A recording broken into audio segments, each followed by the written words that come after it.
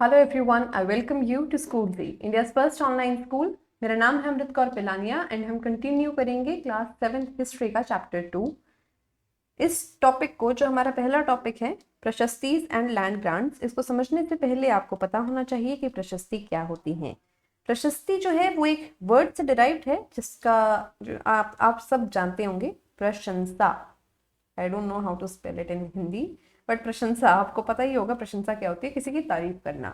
सो प्रशस्ति ऐसी चीजें हैं, ऐसी रिटन चीजें हैं जो उस टाइम के, आज से 1400-1300 साल पहले के जो राजा हैं, अपनी तारीफ में कुछ कुछ लिखवा कर गए हुए हैं। इसीलिए प्रशस्ति इस पर हम आंख बंद करके भरोसा नहीं कर सकते। बहुत सारे राजा फ्यूचर में अपनी एक अच्छी इमेज बनाने के लिए झूठी बातें भी लिखवा जाते थे। देयरफॉर लिखा है कि prashastis contain details that may not be literally true. Prashastis में ऐसी बातें भी हैं जो शायद 100% सच नहीं है, but they tell us how rulers wanted to depict themselves. लेकिन ये हमें बताती हैं कि राजा खुद को फ्यूचर में कैसा दर्शाना चाहते थे। एज वैलियंट विक्टोरियस वॉरियर्स, कि भाई मतलब बहुत ज्यादा ही कैरिस्मेटिक, बहुत ज्यादा ही इंटेलिजेंट, बहुत ज्यादा बहादुर खुद को वो लोग दर्शाना चाहते थे। These were composed by learned brahmanas, बहुत पढ़े लिखे ब्राह्मण इन्हें लिखकर गए हुए हैं, who occasionally helped in the administration, जो कभी कभी राजपाट संभालने में राजा की मदद भी किया करते थे। The achievement of Nagbhat, many rulers described their achievements in प्रशस्तीज। प्रशस्ति के बारे में मैं आपको बता चुकी हूँ।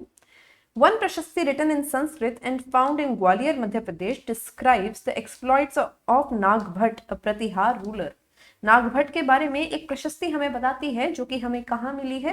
ग्वालियर, या फिर ग्वालियर जो कि मध्य प्रदेश में है, वहां मिली है हमें ये। ग्वालियर मध्य प्रदेश में हमें एक प्रशस्ति मिली है जो नागभट्ट नामक एक प्रतिहार राजा के बारे में हमें बताती है। The kings of Andhra, Saindhava, Vidarbha and Kalinga fell before him even as he was a prince. जब वो राजकुमार थे, नागभट्ट की बात हो रही है कि जब नागभट्ट बहुत छोटे थे, राजकुमार थे, तब भी आंध्रा के, सैंधव के, विदर्भा के, कलिंग के राजा जो हैं वो उनके सामने घुटनों पर गिर जाया करते थे। He won a victory over चक्रयुद्ध, the ruler of Kannauj. Kannauj के राजा से वो एक वॉर जीते। He defeated the king of Vang, which is a part of Bengal, Anarta part of Gujarat, Malwa a part of Madhya Pradesh, Kirata forest people, Turushka या फिर जो Turk, Vatsa Matsya both kingdoms in north India. इन सभी किंगडम्स से ऐसा कहा जाता है कि नागभट्ट ने अपनी वॉर जीती थी। Kings often rewarded Brahmanas by grants of land. अब ये जो ब्राह्मण है, ये इतनी अच्छी अच्छी बातें अपने राजाओं के बारे में लिख कर गए हैं, तो राजा खुश होकर इन्हें ग्रांट्स देते थे, इन्हें गिफ्ट देते थे। और ये जो गिफ्ट्स हैं, इनका जिक्र कॉपर की प्लेट्स पे आपको मिलेगा, जो कि इस तरीके की कुछ दिखाई देती हैं। ऐसी कॉपर प्लेट्स पे इन ये जो गिफ्ट्स राजा ब्राह्मणों को देते थे, उनके बारे में जिक्र किया गया है।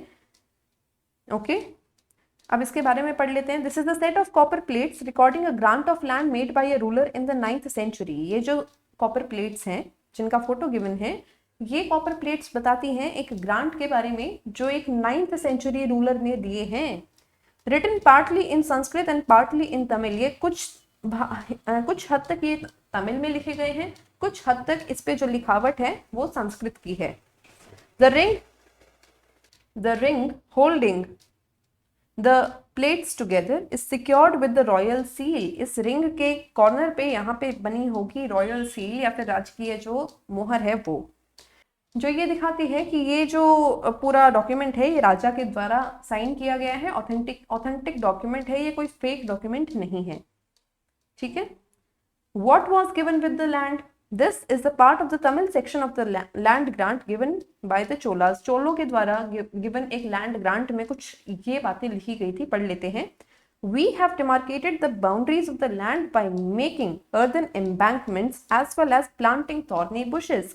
This is what the land contains। ये भी बताया गया है कि जो लैंड एक राजा एक ब्राह्मण को दे रहा है उसमें क्या क्या चीजें हैं।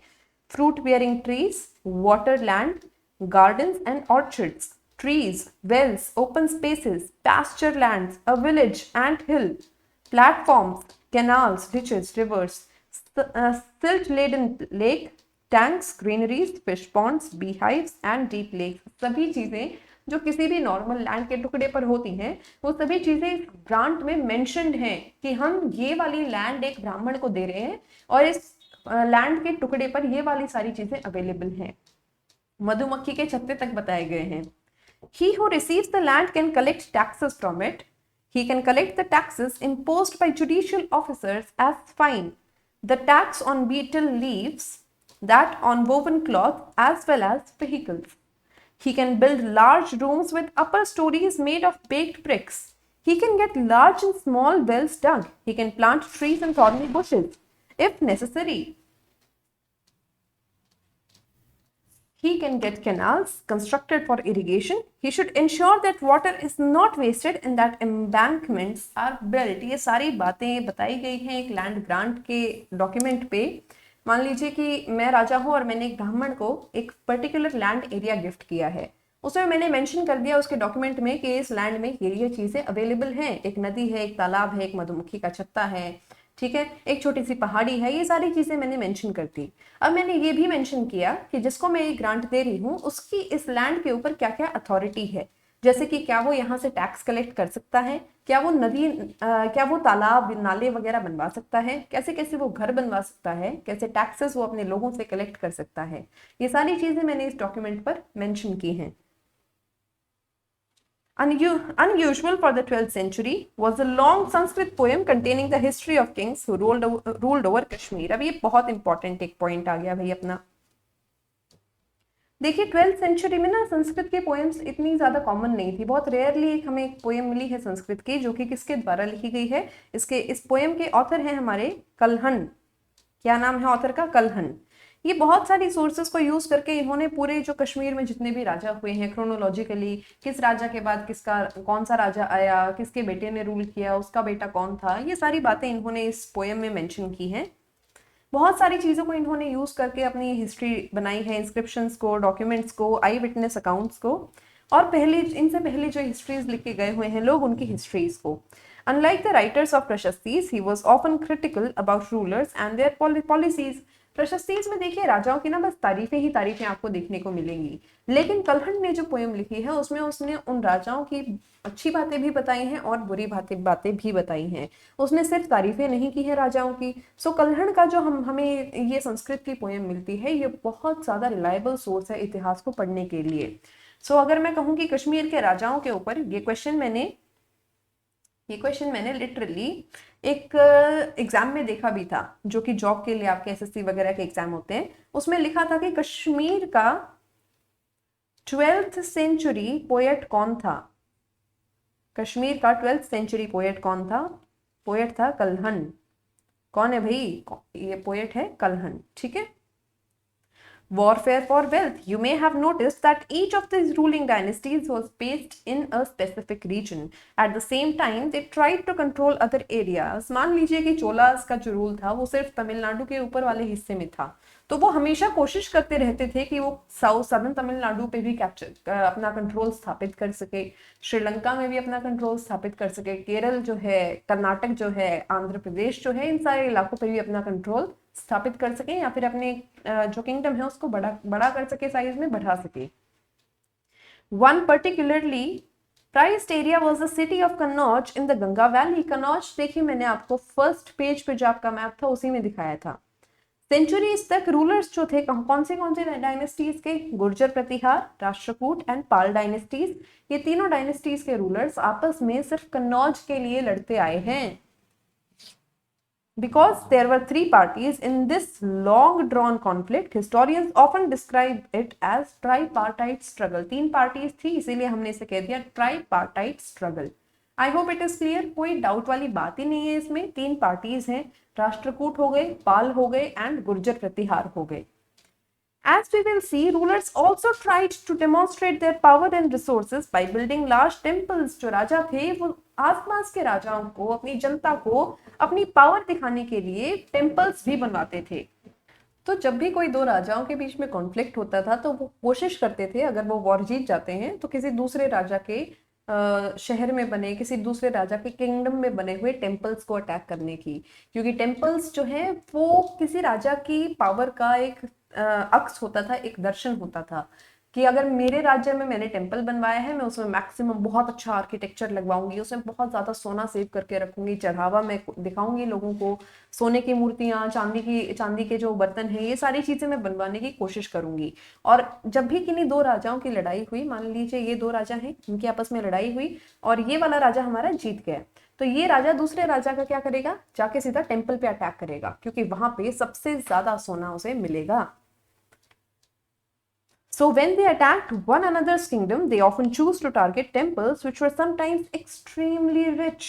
One of the best known of such rulers is Sultan Mahmud of Ghazni, Afghanistan. He ruled from 997 to 1030 and extended controls over Central Asia. ऐसे ही एक बहुत फेमस हमारे राजा हुए हैं, हमारे तो नहीं, विदेशी एक शासक हुआ है, आतंकवादी कह लो उसको। वो क्या करते थे, वो भारत में आते थे और अलग अलग टेम्पल्स पे अटैक करते थे, वहां की मूर्तियों को चुरा के ले जाते थे और वापस अपनी जगह पे ले जाके गजनी में वहां पे उसे सजा लेते थे। इन्होंने रूल किया है, इनका रूलिंग पीरियड दे रखा है 997 एडी से लेकर 1030 एडी, यानी तकरीबन आज से 1000 साल पहले की बात है। ठीक है। He raided the subcontinent almost every year. जितने साल इन्होंने राज किया, महमूद गजनी ने जितने साल राज किया, उसने हर साल भारत में कहीं ना कहीं पर अटैक किया है, ऑलमोस्ट हर साल उसने अटैक किया है। और उसने हमेशा वेल्दी, अमीर अमीर जो टेम्पल्स थे उनको अटैक करने की कोशिश की है। उसमें से सबसे इंपॉर्टेंट टेम्पल जिसे उसने बार बार अटैक किया वो था Somnath temple of Gujarat. Much of the wealth Mahmud carried away was used to create a splendid capital city of Ghazni. जो भी पैसा, जो भी लूटपाट हो करके ले जाता था, लुटेरा था, वो सारी लूट वो अपने शहर को, अपना उसका जो कंट्री का कैपिटल था गजनी, उसको बनाने में यूज करता था, उसको डेवलप करने में यूज करता था। Sultan Mahmud was also interested in finding out more about the people he conquered and entrusted a scholar named Al-Baruni to write an account of the subcontinent. उसने, वो जो सुल्तान था गजनी, उसने एक व्यक्ति को अपॉइंट भी किया स्पेशली, अल बरूनी नाम था उस बंदे का, उस व्यक्ति का। और वो व्यक्ति क्या करता था, वो व्यक्ति बस सब कॉन्टिनेंट, भारतीय सब कॉन्टिनेंट के लोगों के बारे में बताता था, लिखता था। This Arabic work is known as Kitabul Hind. It remains important source for historians.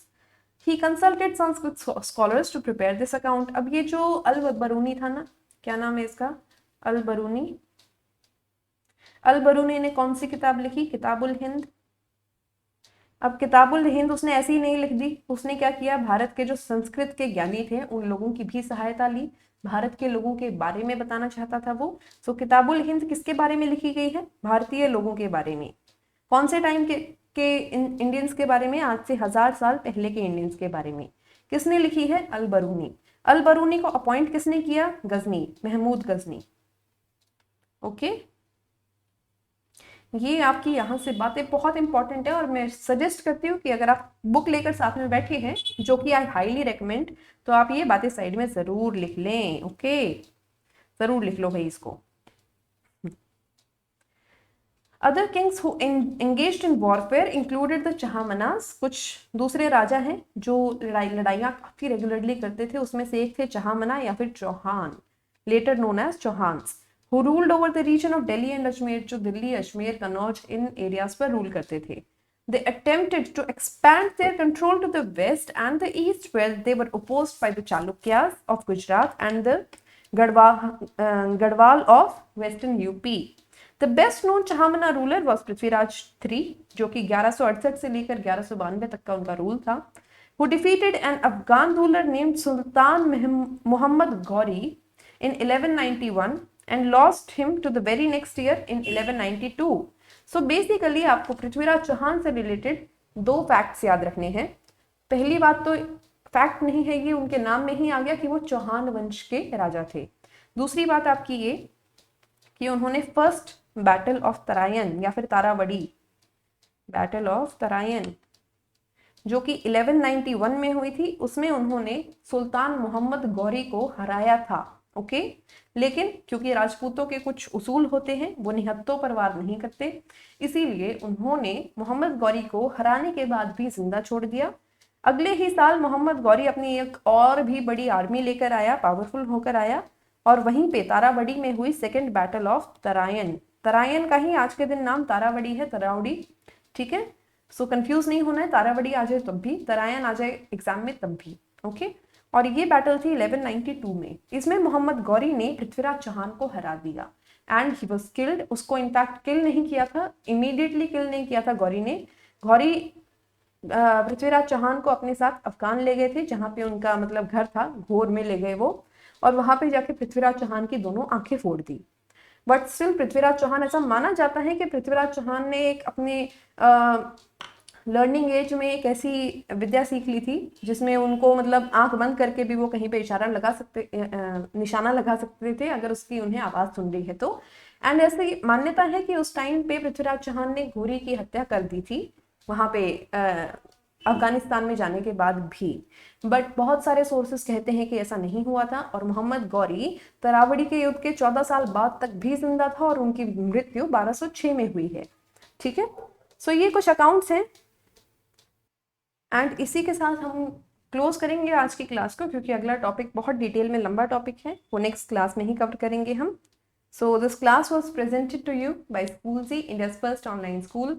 मेरा नाम है अमृत कौर पिलानिया एंड हम मिलेंगे नेक्स्ट क्लास में। तब तक के लिए आप अपना भी ध्यान रखें और अपनी फैमिली का भी ध्यान रखें। पढ़ते रहिए। Thank you and bye bye.